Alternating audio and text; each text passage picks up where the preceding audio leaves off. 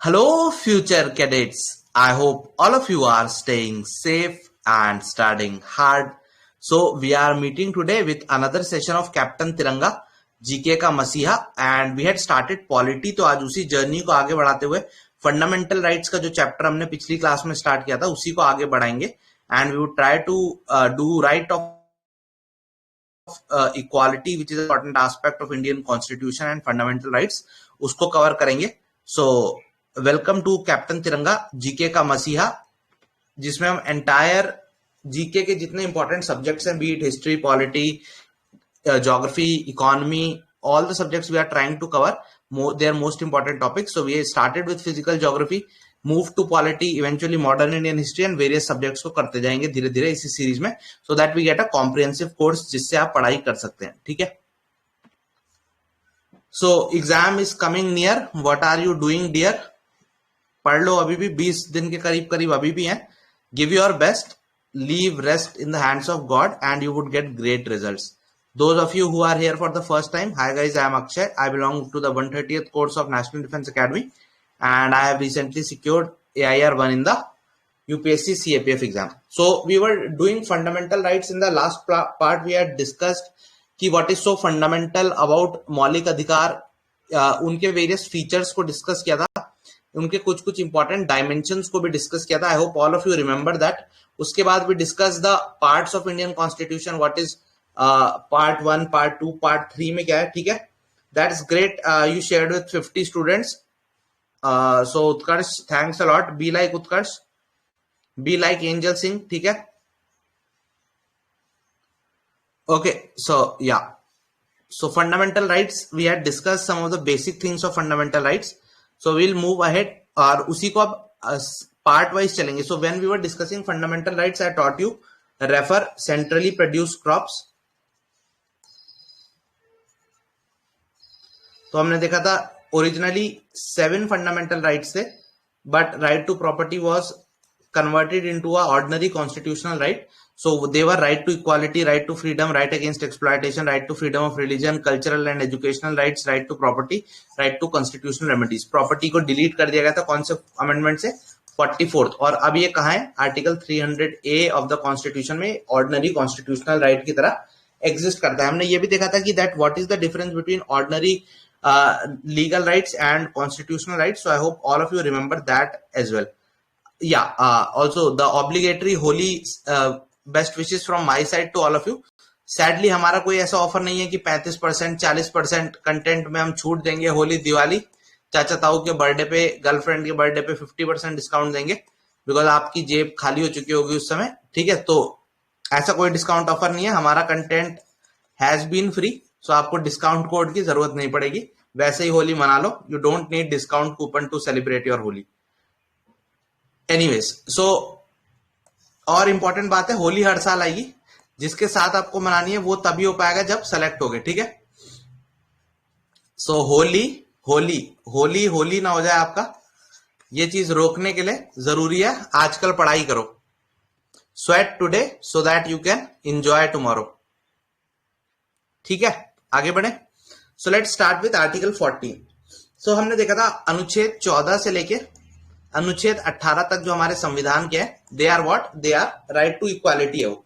सो हमने देखा था 12 में क्या था, 13 में क्या था. अब 14 का जो आर्टिकल है, अगर आप उसको लिटरली रीड आउट करोगे तो इट सेज दैट उसके एसेंशियली 2 पार्ट है. One is equality before law and equal protection of law. ठीक है, that there shall be no discrimination on the basis of, अभी बताता हूं. So first part is, एक एक करके दोनों पार्टों को समझते हैं. That is essentially right to equality का जो सबसे ब्रॉड आर्टिकल है, that is article 14 only.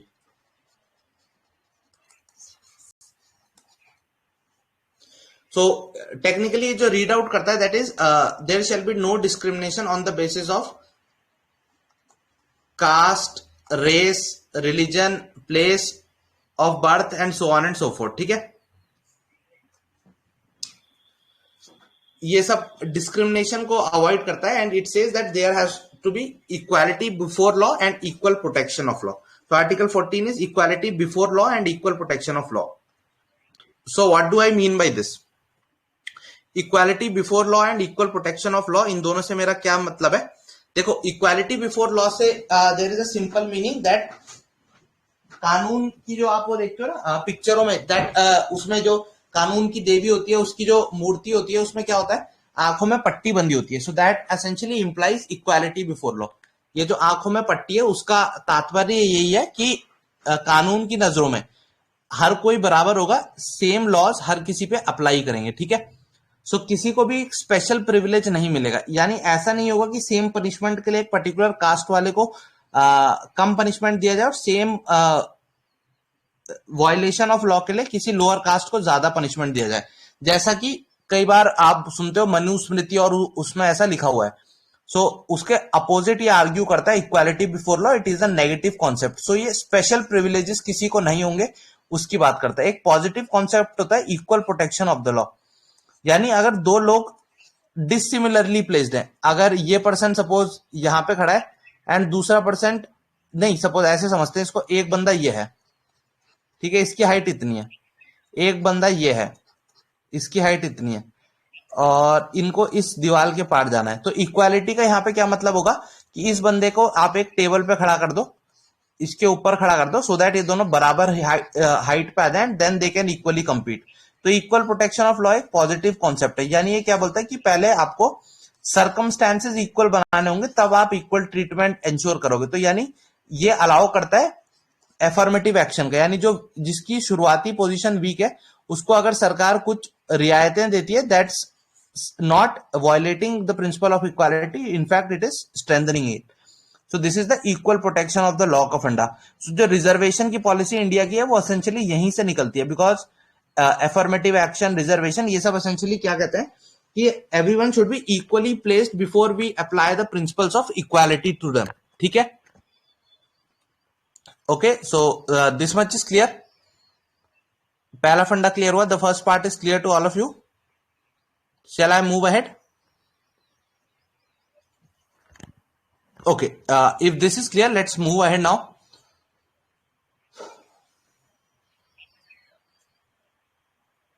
Yeah. So this is Article 14, ठीक है। Like should be treated alike without discrimination, and those who are alike they should be treated in such a fashion ताकि वो जो final output है that is equal। But ये किन पे apply नहीं होता, कुछ एक्सेप्शन है, जैसे प्रेसिडेंट ऑफ इंडिया, तो उसको क्रिमिनल प्रोसीडिंग से इम्यूनिटी मिलती है। सिविल प्रोसीडिंग्स भी पर्टिकुलर केस में ही उनके अगेंस्ट स्टार्ट की जा सकती है, not in every other case. So these people get certain immunity. Similarly governors of states, similarly many other people also they get immunities in all these cases. इसके अलावा जो international diplomats होते हैं, जैसे आप देखोगे, they also get a lot of immunities. Okay, so these people also get a lot of immunities. आगे बढ़ते हैं। इसके अलावा जैसे आप वेरियस कंट्रीज के एम्बेसडर्स देखोगे, उनके डिप्लोमेट्स देखोगे, all those people also have various kinds of immunities that are present to them. Okay, so that is about article 14। Let's move forward now and let's discuss some other articles एक एक करके। So we would be doing this in a piecewise manner, एक एक करके article wise चलेंगे, so that it becomes much more easier for us to understand all these things. Okay. Video आ रही है ना? वीडियो आ रही है। ओके, कानून अंधा होता है, बिल्कुल वही वाली चीज है, ठीक है।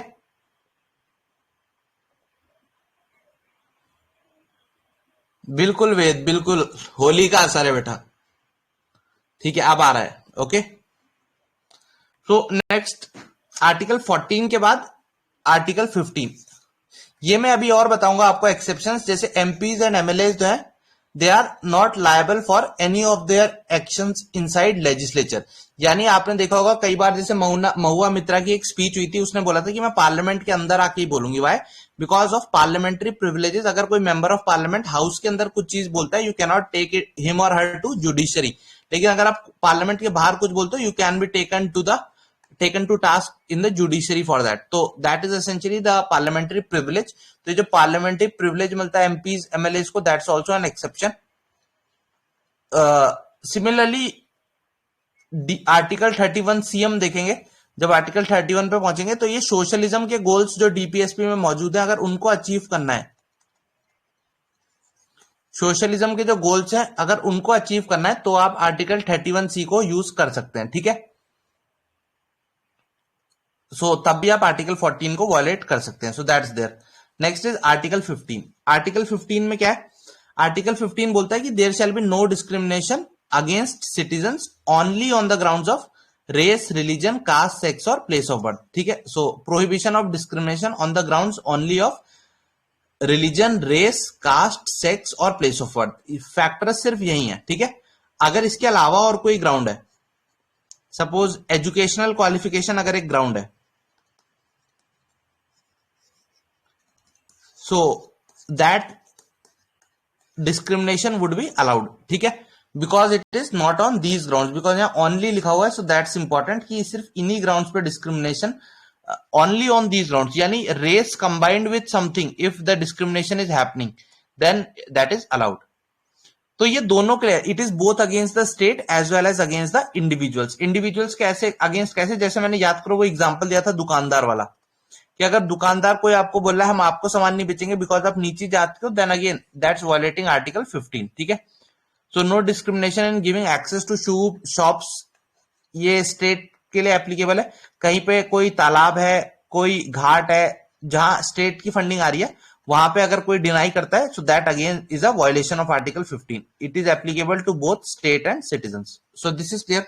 एक्सेप्शन क्या है? इसमें ही क्लॉज है 15(1), 15(2), 15(3), 15(4), which says that women and children के लिए nothing in this article shall prevent the state from making laws that are in favor of women and children. तो women and children, SC, STs और एक amendment के through OBCs को भी इसमें include कर लिया गया। यानी ओबीसीज के लिए भी अगर कोई लॉ बनता है जो आर्टिकल 15 को वायलेट करता है, then it wouldn't be considered a violation of the fundamental rights, ठीक है।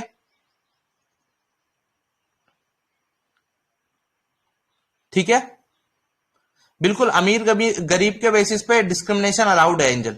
सो इवन डिस्क्रिमिनेशन है, जो आपने देखा होगा ये वाला जो कोटा है, ईडब्ल्यूएस कोटा, वो किस बेसिस पे डिस्क्रिमिनेट कर रहा है? It is discriminating on the basis of the financial status. So that again is an exception that has been added in article 15, ठीक है।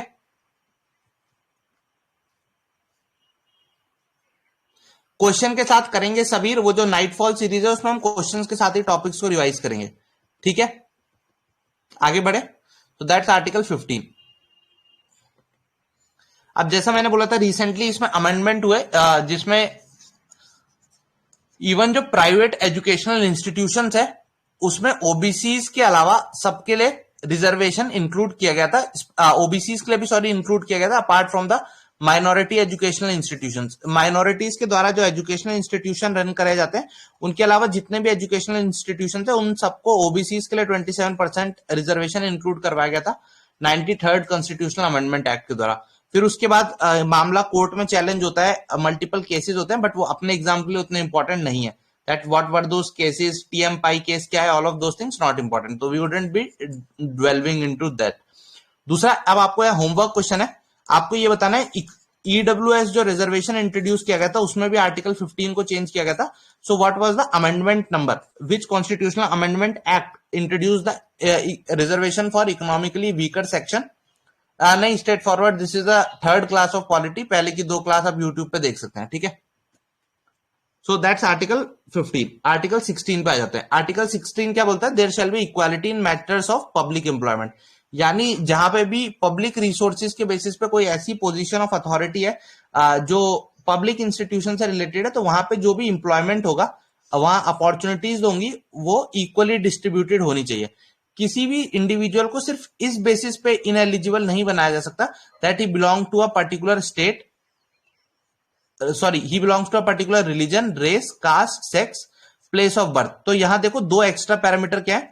First parameter is residence and second is descent. तो ये जो 2 articles है, decent यानी आपकी पुश्तें, पुरानी पुश्तें क्या करती थी, डिसेंट।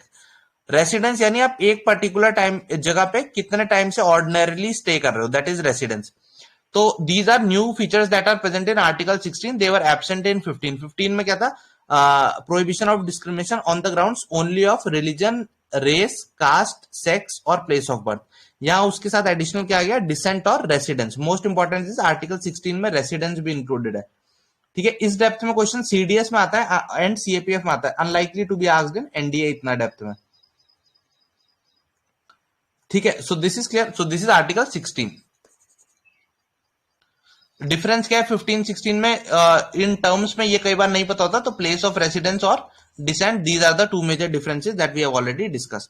एक्सेप्शन क्या है? जैसा मैंने बोला, रेसिडेंस ऑल्दो लिखा हुआ है, बट अगर कोई स्टेट गवर्नमेंट कोई कंडीशन बनाए then that has to be approved by the parliament. अगर स्टेट कोई रिकमेंडेशन दे पार्लियामेंट को कि हम चाहते हैं हमारी स्टेट में इतने लोगों को, लोकल्स को रखा जाए पब्लिक अपॉर्चुनिटी में, तो उसको पार्लियामेंट ने ही फाइनल अप्रूवल देना होगा.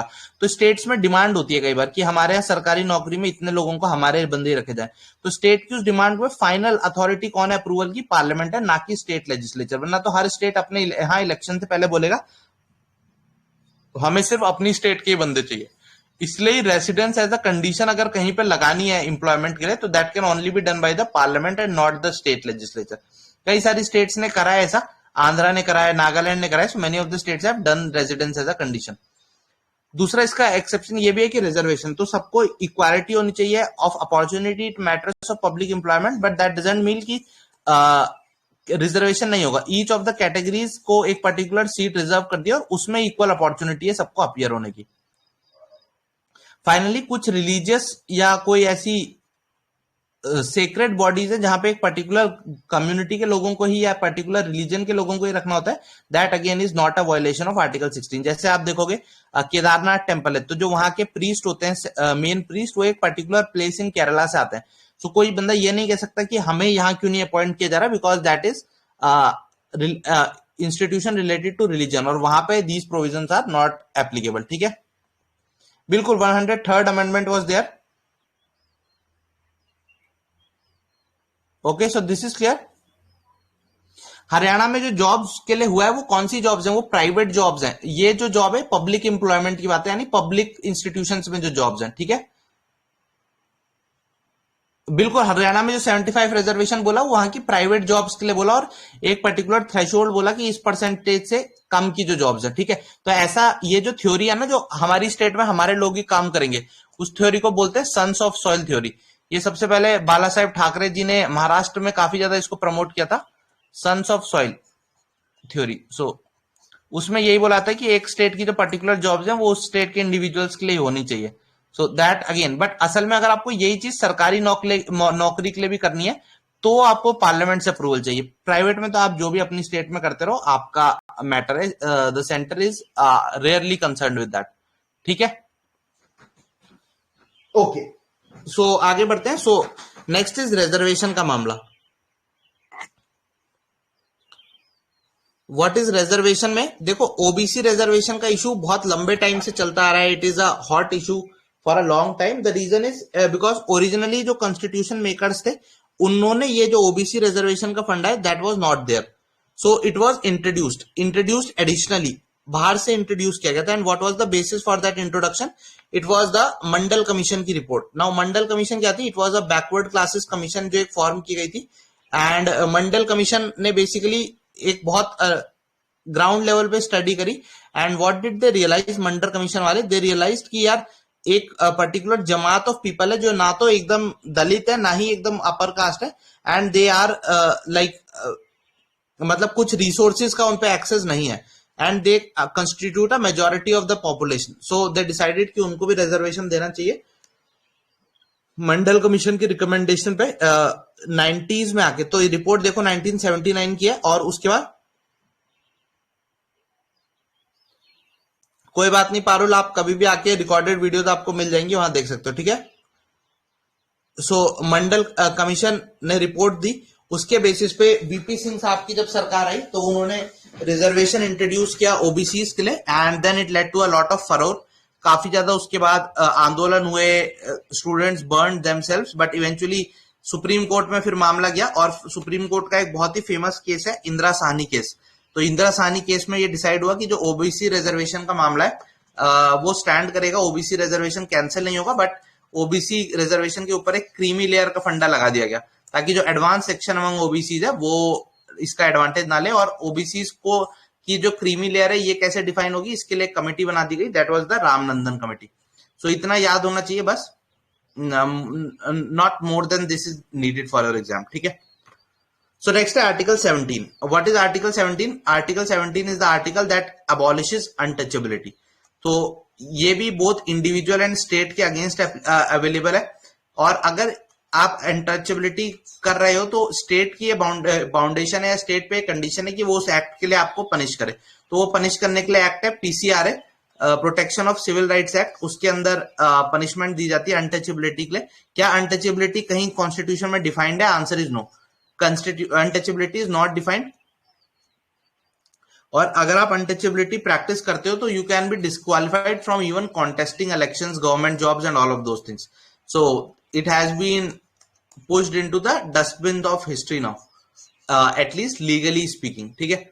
आर्टिकल 18 है एबॉलिशन ऑफ टाइटल्स। जैसे पहले महाराज, अधिराज, राय बहादुर, इस तरीके के टाइटल्स जो सरकारें देती थी टू देयर लॉयलिस्ट, अब ऐसा नहीं होगा। And you wouldn't be allowed to use that title in front of your name. ये काम कौन कहता है? आर्टिकल 18, ठीक है। सिमिलरली कोई इंडिया का इंडिविजुअल है, अगर कोई उसको फॉरेन देश की सरकार, ब्रिटिश सरकार अगर उसको राय बहादुर का टाइटल दे रही है, that person can not accept that title. Similarly अगर कोई फॉरेनर है, वो इंडियन गवर्नमेंट के लिए काम कर रहा है और उसको कोई फॉरेन स्टेट अवार्ड दे रही है, again that person can not accept that award unless president of India allows him to accept that award, ठीक है। ओके, सो इन सबको प्रेसिडेंट की कंसेंट चाहिए होगी। फाइनली भारत रत्न, पद्म अवार्ड जो हमने डिस्कस किए थे, they are not what, they are not titles, so that's why the state is allowed to give them. Otherwise इनके अलावा जैसे डॉक्टर की डिग्री है, all these degrees they are not titles per se, ठीक है। तो टाइटल्स नहीं है, इसलिए they can be given by the state, ठीक है। बट येट भारत रत्न, पद्मा जो है, ये these are technically speaking shouldn't be added before somebody's name.